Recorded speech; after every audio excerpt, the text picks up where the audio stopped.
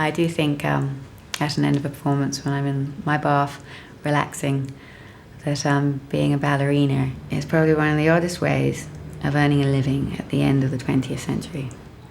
All the work and pain I go through and put my body through, I do wonder why I want to get these blisters at all every day, you know. But I remember when I was little, when I first bought my pointe shoes, however painful it was so exciting.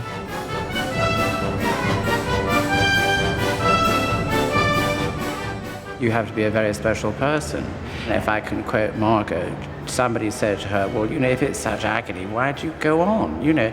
And she said, well, you know, you when you're little and you're enjoying it and you're getting better and everything, and you're not in pain then, but then suddenly you're finding that you're having a success and that you're doing something and the world's applauding you, and then it's too late.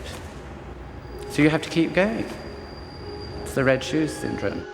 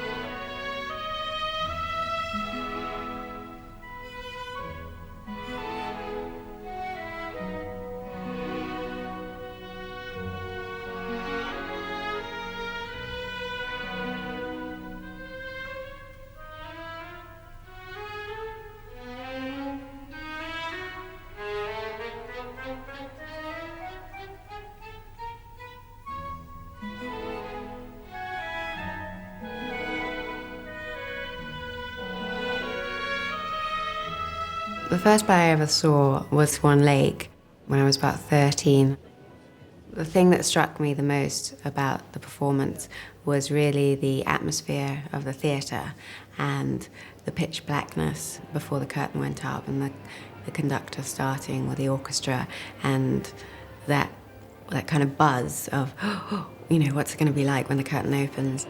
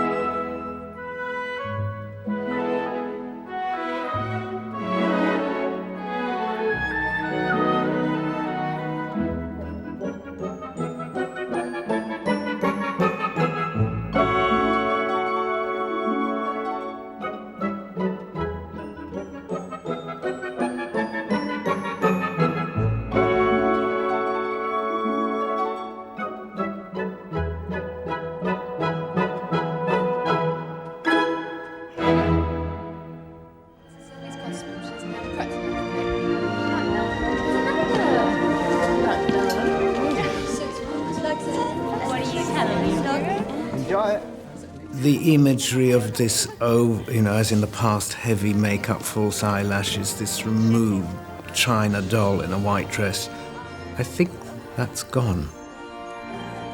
Darcey has no baggage with her. What you see is what you get. When I'm standing in the wings before I enter, there is always an anxiousness. I have a process where I'll just breathe, and instead of going, you know, because you find yourself not breathing before you go on stage, and it's that kind of anticipation. Haven't we started yet? Why can't we start now, you know?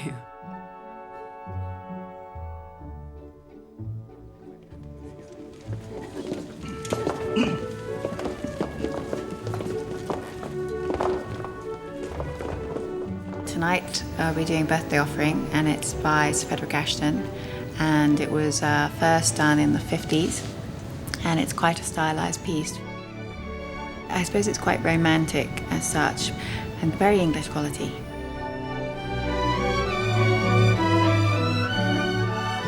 So Fred was showing a different style. I mean, I don't know what he wanted from the ballet.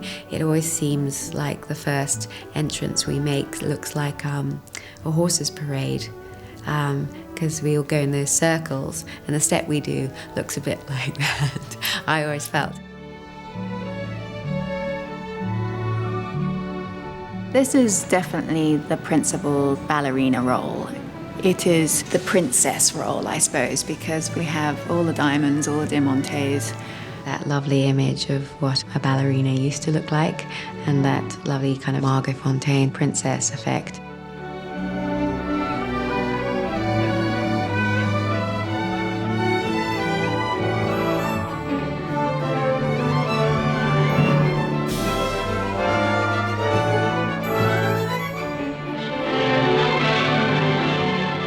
It's quite a difficult one, this, for the dancers, because it was done on the ballerinas that Frederick had then, from Margot, Svetlana Belgray, Nadia Marina, Elaine Fifield, Rena Jackson. You know, if he was alive today, and he had the 7 girls that we have doing it now, he'd probably write totally different variations for them all. It's always more easy to have something choreographed on you, to suit your body, to suit the way you move. Everybody wants you to be like they were and how they danced and the style they had. But you can't help being different because dancers have changed.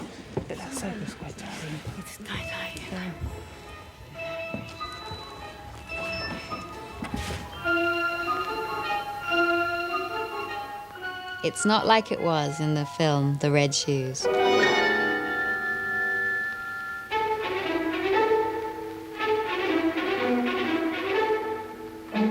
When I started ballet, about 5, I don't think anybody else thought I would ever be a dancer, only because I was incredibly clumsy.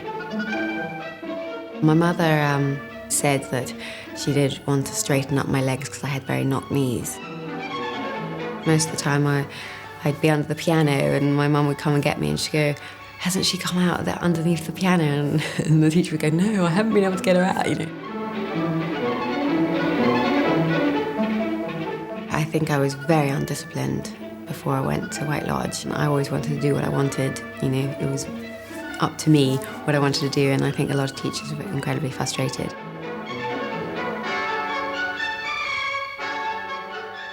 My mother had been to White Lodge, and even though I had a hard time, it wasn't as strict as when she was there.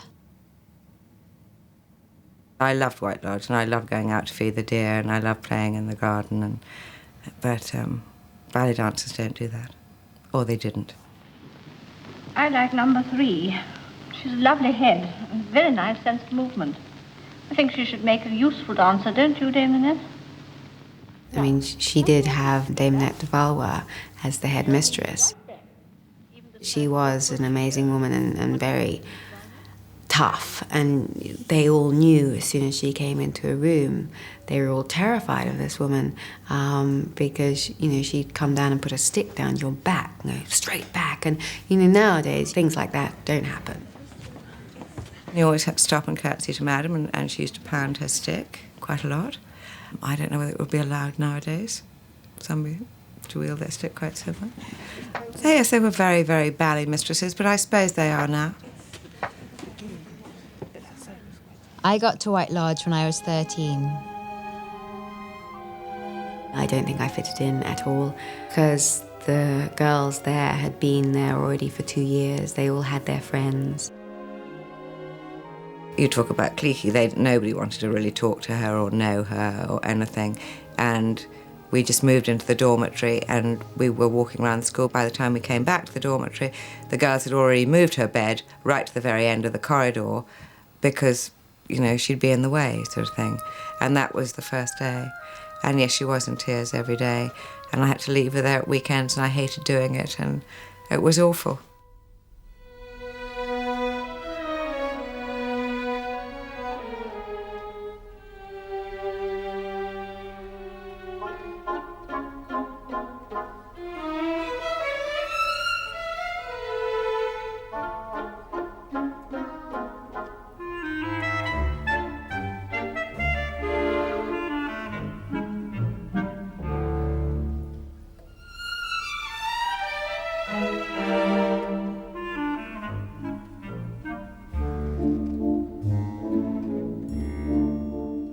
used to have these lovely glass windows where the stairs used to go down towards the studio.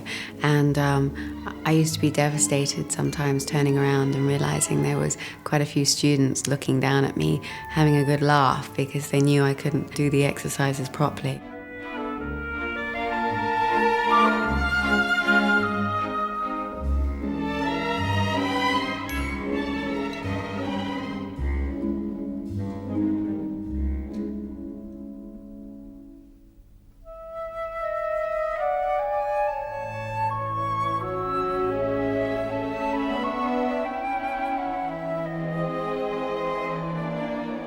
If you don't have that discipline behind you and the people pushing you, you'll have trouble.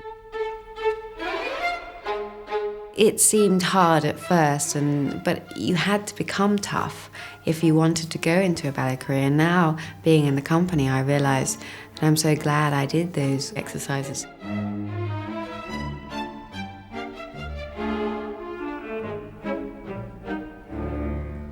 I was someone who actually had to be pushed, and I didn't mind being slightly scared. It became more of a challenge to please them. I mean, there's a Freudian thing in there, so that's a bit worrying.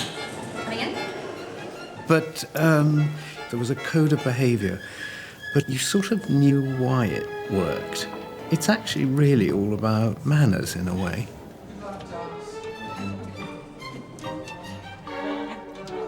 When I got into the Corps de Ballet, I wouldn't have approached a principal with no way. You'd wait until they spoke to you.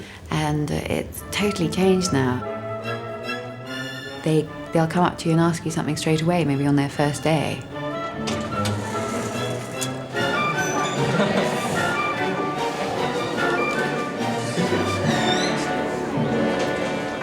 If I'm in their place at the bar, some girls go, "I'm there." And you go, "Oh, hang on a minute. I always stand there. What do you mean you're there?" I wanted to become a ballerina when I was 38 and was told that it wasn't possible. Well, not that it wasn't possible. Obviously, I could try.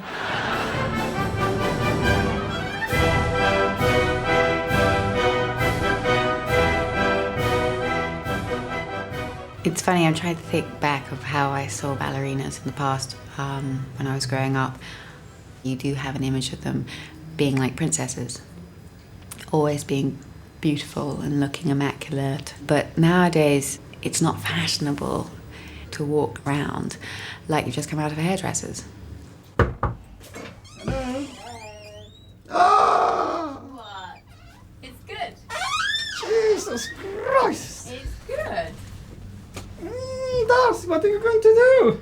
Well, I have a lot of hair pieces that they normally have.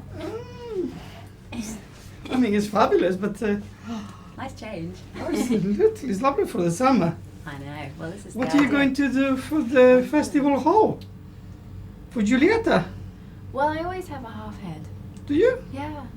No, remember, Bridget always says in that because my hair I never think it's long enough, so remember even when it is long, I still have a half head to make it thick. All right.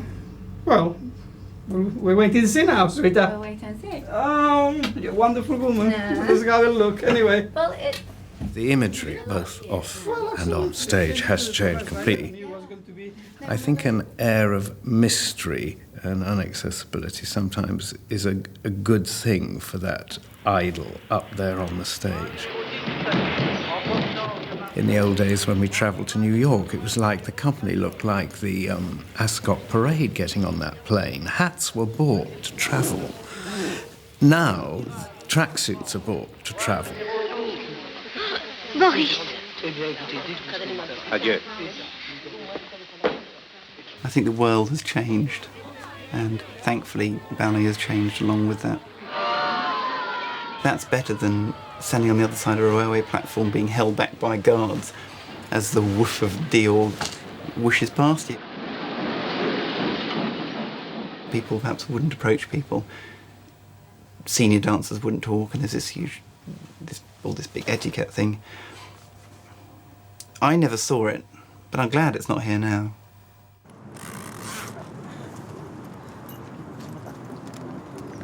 Look at that all day, could you? Yeah. I don't recall the Fonteyn in a catsuit photos. Maybe they still exist. She might have wanted to. All right, where's our cars? Let's get our cars going. Are we ready, fellas? Zoomy zoom. Okay, Darcey, really into it. Okay, coming. Okay, this is good, Guys, in. Okay, that's great, Darcey. That's really amazing. Keep it there.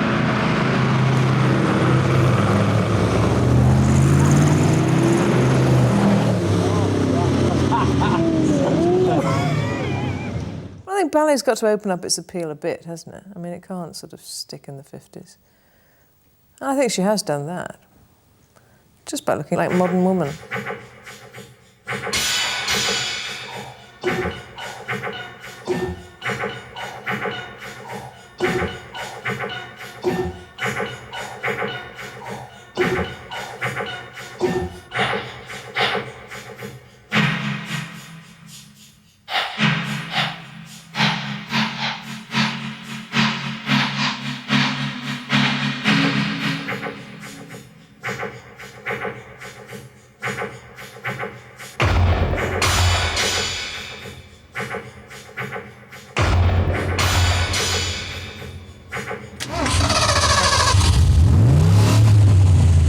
It's not like it was when ballerinas wore fur coats and long gloves. Nowadays, you have to be able to look after yourself if you want to get on. That's something I learned in ballet school.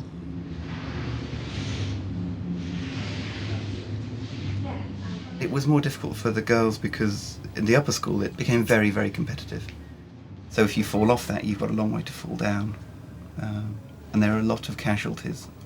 But Darcey came very rapidly one of the top of the pile.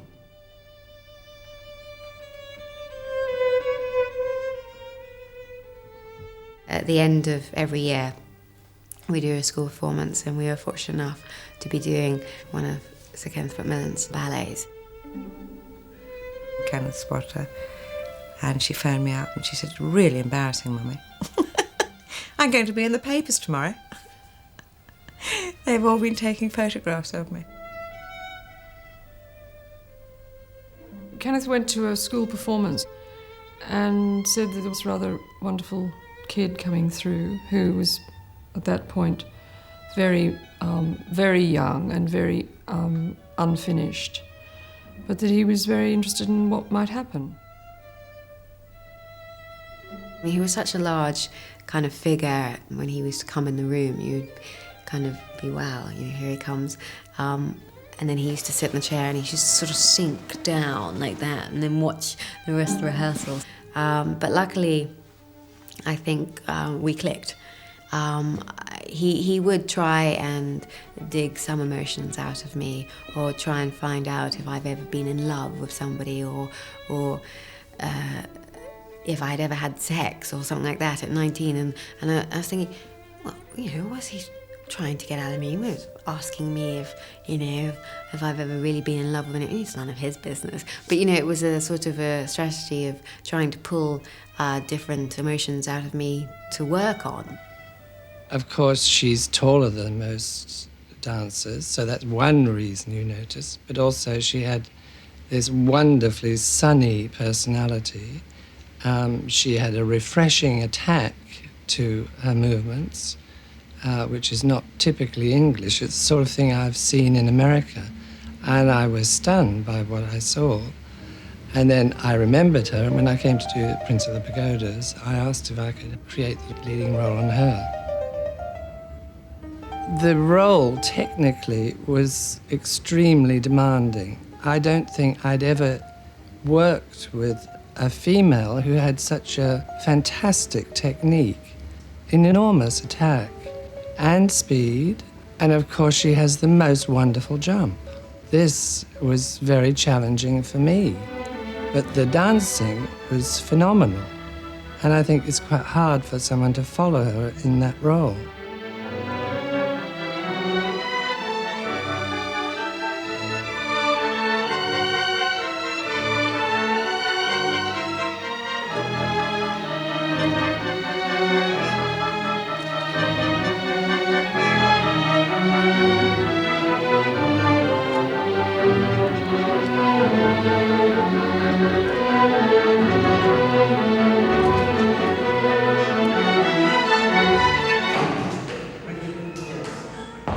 I go back about 12, 13 years now with Darcey.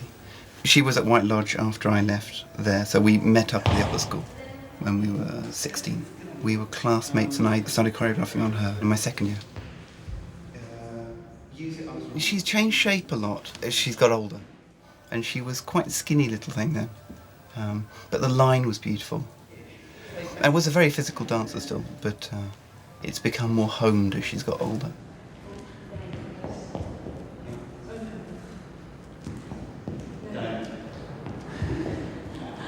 Darcey asked me if I'd choreograph something for her to the Segadier from Carmen.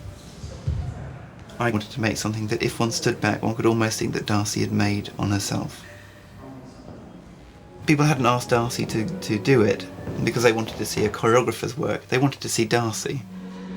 My mother had a favourite dancer when she was young, which was Svetlana Berezova, and I was lucky enough to get some footage of her. And when I saw it, I thought, wow, I know exactly what my mother means.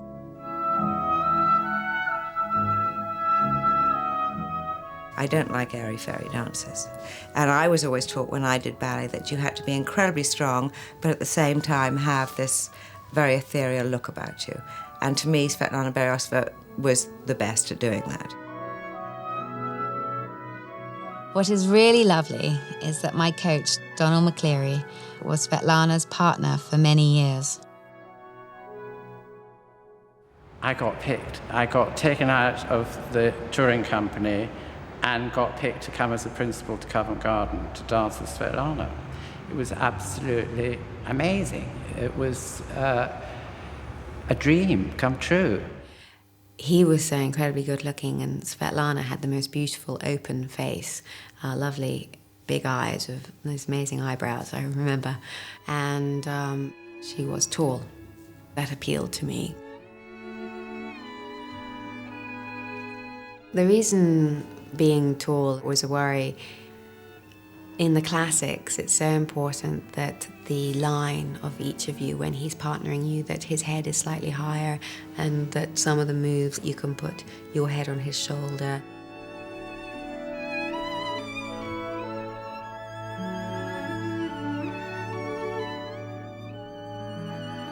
It's like the movies as well. You know, I think you like a pair, you know. Catherine Hepburn, Spencer Tracy, Nelson Eddy, Jeanette MacDonald. I think they'd like to identify with a pair. But it's a very difficult thing to do.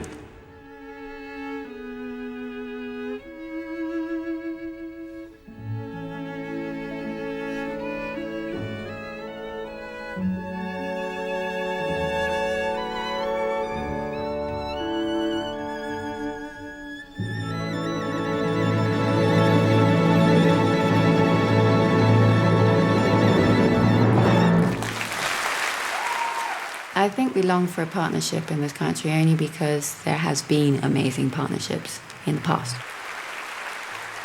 Everybody loves that romantic side of the ballet. And if you think, oh, they must be in love, you know, there's some magic between them, audiences love that.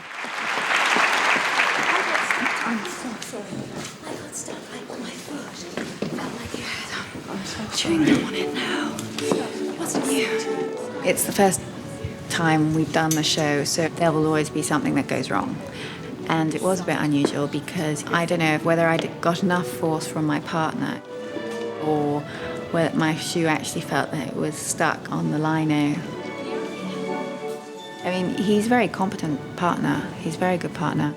He's only young, and you don't want them to be nervous of you.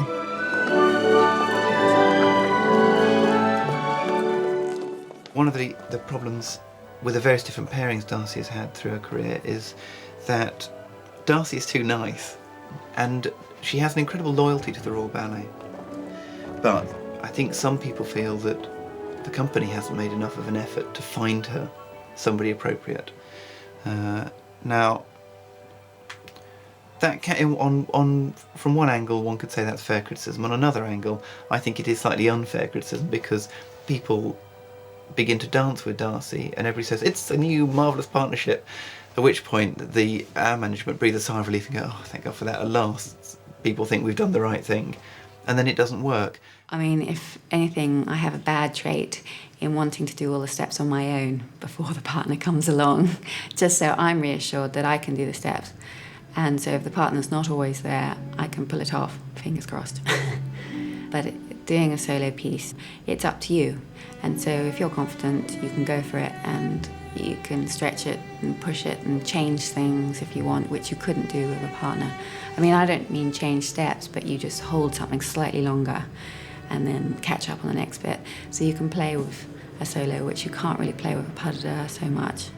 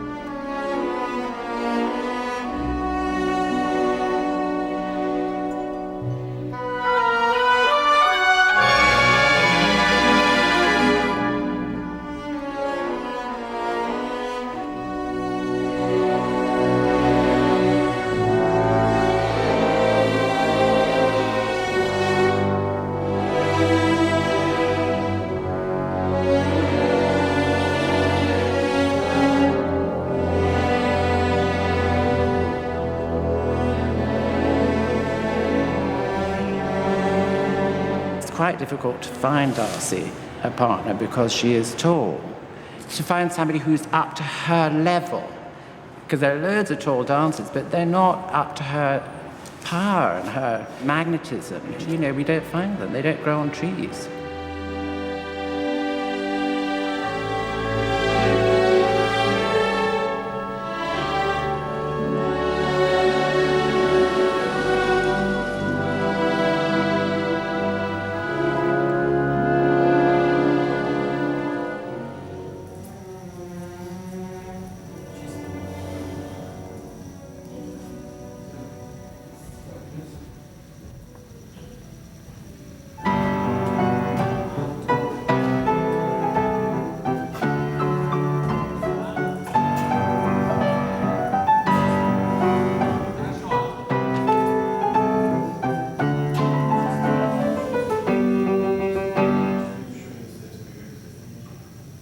Darcey, she's my favorite ballerina, first of all, and I love to dance with her.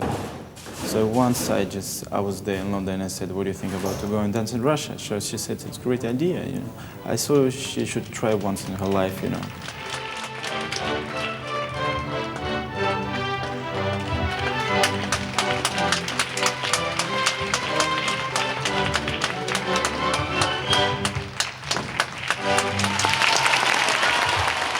It was obviously wonderful to be invited to dance with the Kirov in St. Petersburg, because basically ballet originated there, and the history behind that theatre and who's performed there was probably more of a pressure than actually doing Le Bayadère.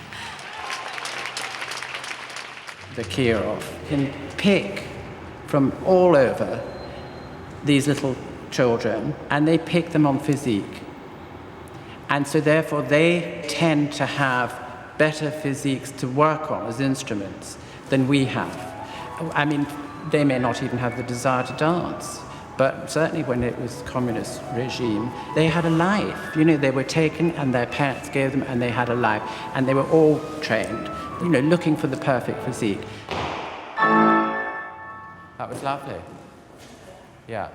But whatever happens, don't be developing before you're up, out, because that'll carry. I was never thought I'm going to be a ballet dancer, but so it happened. I mean, like all the kids, mom said you have to go and, age 16, I said, so I should really, become a dancer. So I went to St. Petersburg. Yeah. Now you can run around like that and meet her. Can you go that way? After I went to the Kirov in January, Igor came over here in July to dance with me. Now, suiting you out. Yum, da dum, yeah. I was on a panel with Irina Baronova. She was a Russian dancer that got out of Russia a long time ago. And I happened to mention about why are they doing all this Russian stuff? And she said, darling, Donald, don't say Russian, say Soviet. And it's absolutely true. We were taught by the Russians. The Soviets cut out all the mine because they didn't, it was imperialistic, they didn't believe in it, and so they shouldn't be precious about it. We are closer to the Russian school than they are. Probably the worst thing for you to cope with is when you know something so well, but there are changes. And poor Igor did have some problems there because he kept going back to the version he knew. You watch her go, you go up here, 5, 6, 7. Is this the same?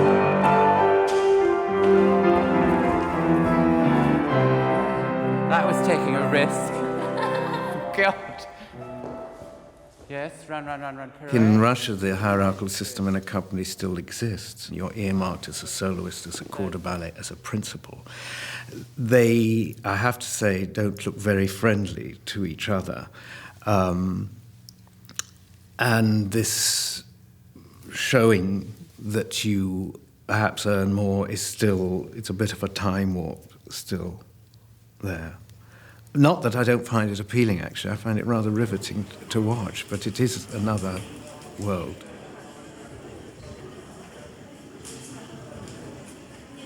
In Russia, being a ballet dancer is quite a major career to have. You're quite respected. They definitely act like that as well because they're all beautifully glamorous and they have beautiful clothes, and even coming to class, they look, all made up, like they're coming on for a film set or something, or for a performance. But it's just the way they are. I did notice when I was there at the Kirov that I don't think I was very welcomed. Possibly because they don't have many guest artists at all. And you did notice that because they were incredibly surprised in everything I did, even though I wasn't much different from them. I could get my legs up in a développé and I was like, oh, you can do that. And, oh, she can jump. Oh, yes.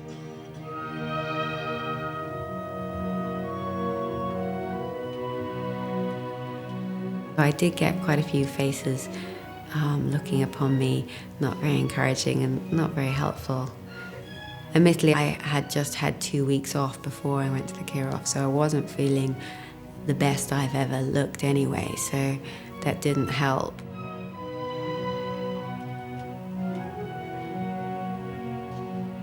I think they didn't really consider me as good enough to be taking their shows away from them.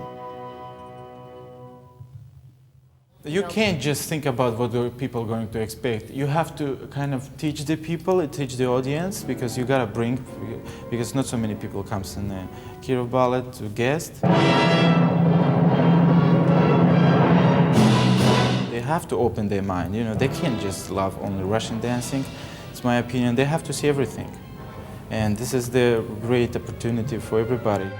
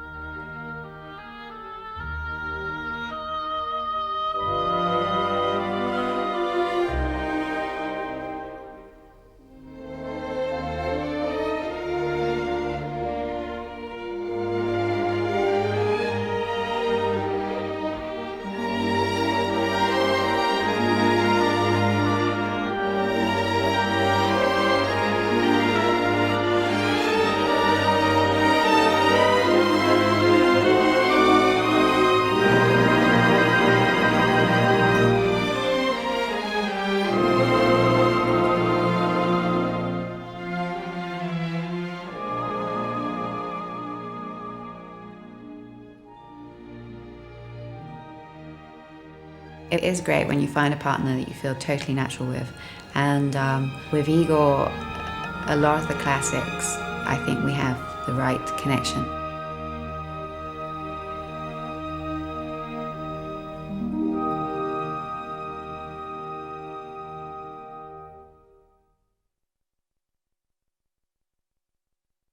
I think that the way Igor and I dance together now is probably more physically demanding than it was for dancers in the past.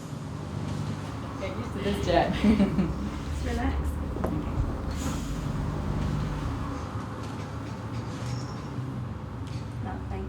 The management are going to completely disagree with this, but if you do look at dancing 20 years ago, it's very different. Nowadays, choreography has changed and dancers are expected to have much higher arabesque and have their leg up by their ear. You tried it with different rotation? Yeah. I'll show it to you. Wednesday, 22nd. Come back after 50 Yeah? years. Okay. Is it all right? You got it from the Colosseum? That's all right. I had fun. What we do with Darcey is we try and look to see if there are any problems that might be cropping up and nip them in the bud, basically. Try and sort them out before they become a major problem. Well, whatever we need to do, just to either finish. Darcey hates to stop. She hates to miss a show. Like all dancers, really, they're all addicted to their work. Right there. Shall I write it on mine and leave this with you? Yes. Thank you. That's where I feel pain. We're lucky in the company in that we've got Monica, who's the coach. She's also the assistant director, and we work very closely with her, looking at technique and looking at how people are causing their injuries or getting them.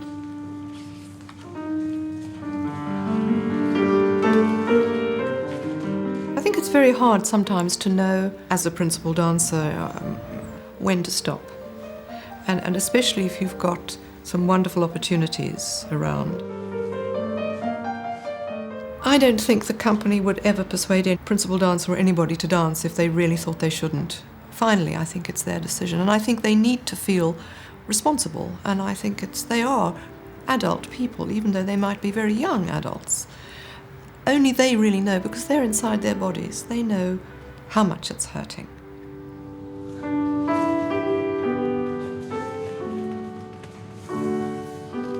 I wanted to make it as easy as possible for him during Manon.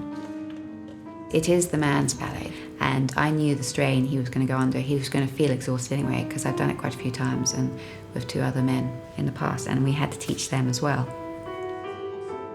Well, obviously, when you work with somebody doing a lot of pieces with them, obviously it's not a relationship like you'd have with your boyfriend or your husband, but you know each other incredibly well and how they're going to react under pressure and things like that. And so you learn to kind of keep the calm, as people do in their private life.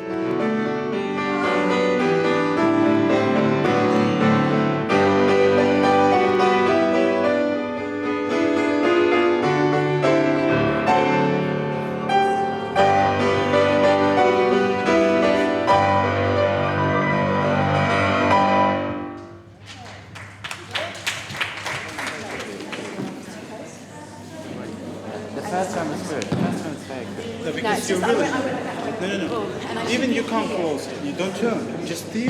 Yeah. Stay till turn. And think up. Don't turn. I'm telling you, it's much easier for me. Think Just look. up. Go up. I swear. Go up. Go up. Because I've experienced it myself, you understand what it's like coming into a company that doesn't know you. So maybe I should have been more understanding and realised it was still quite a shock to dance with a company again.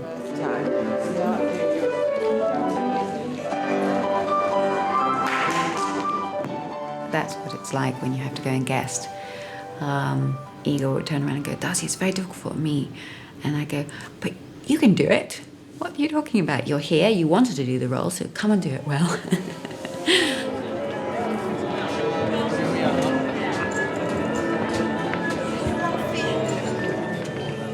Manon is the story of a young girl's loss of innocence and her exploitation at the hands of her corrupt brother. She also falls in love with somebody that actually isn't that wealthy, and is pulled between the two sides of the money and the passion of actually being in love for the first time. She thinks she can have both, and it basically destroys her.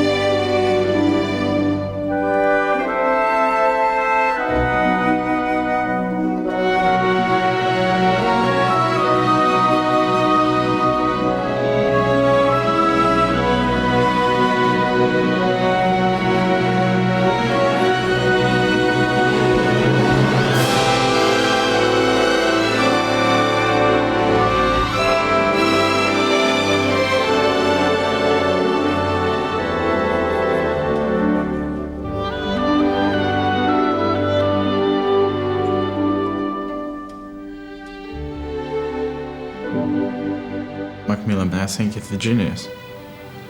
And I love to dance with McMillan because it's so musical and it's so passionate and it's beautiful.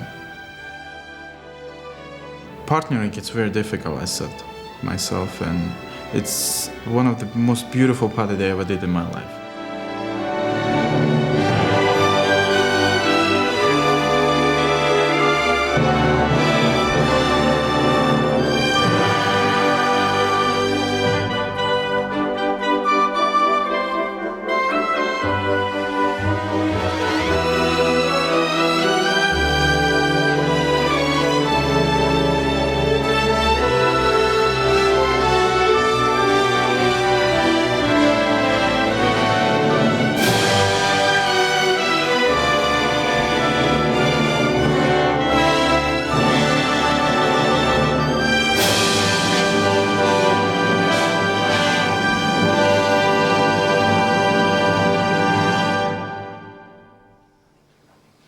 I remember somebody once saying to me, you're at your technical peak when you leave the ballet school, and your stamina starts to go downhill after 25.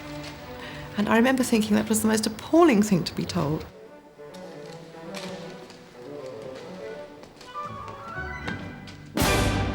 After 25, I was determined to prove that I could still do what I could do when I was 24. And I think that up to about 30, 32, what you gain in experience, you gain in knowledge, you also gain in a kind of stamina where you understand your stamina. And I think that it's much harder after about 32.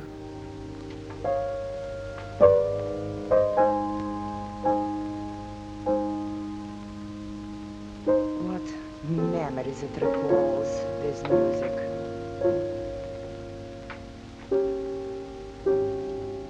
I'm 29 now, and there are still lots of things I want to do.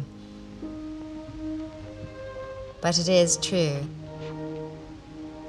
Compared to other professions, ballerinas have a short life. Isn't it a beautiful evening? If we had our choice tonight, whom would we invite to dance for us? Who more fitting than this beautiful young ballerina, Svetlana Berezova?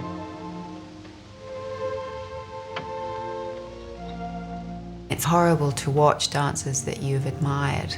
Just when they feel, I think, they're getting to grips and confident, because they're so much more experienced, they feel happier on stage, and then suddenly your body starts to deteriorate on you.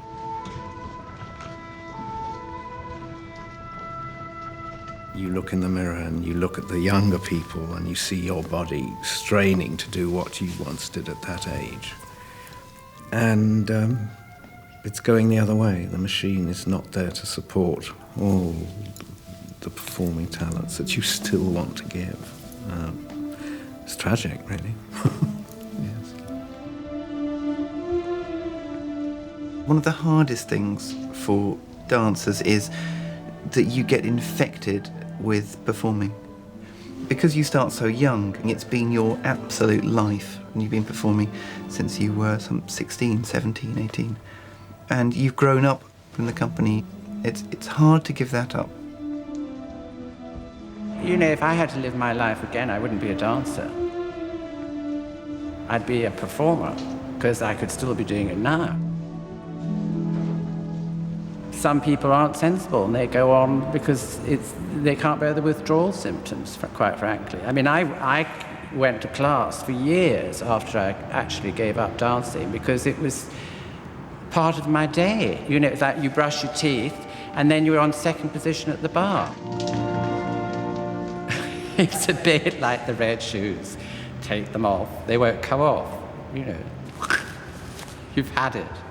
But I don't think Darcey's going to be like that. She's got her feet on the ground, Darcey. I know she can get them off the ground, but she's firmly on the ground. I know a life outside ballet, and I think a lot of dancers don't have that. So I do feel very lucky there, and it does make a big difference to the way I approach my work.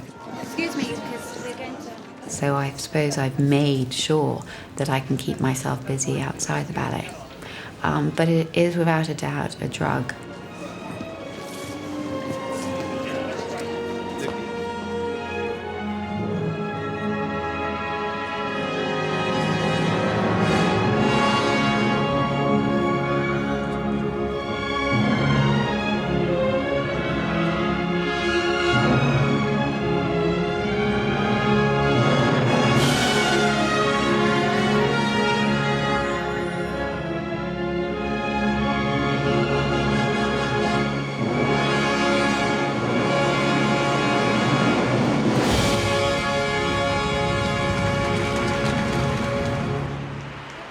I think I'll miss being a different person. I suppose that's what it is in performing, is that you get out there and you can be somebody totally different. And I think I might be very bored because I won't be able to do things like that, even though I wear a wig out sometimes. Short red wig.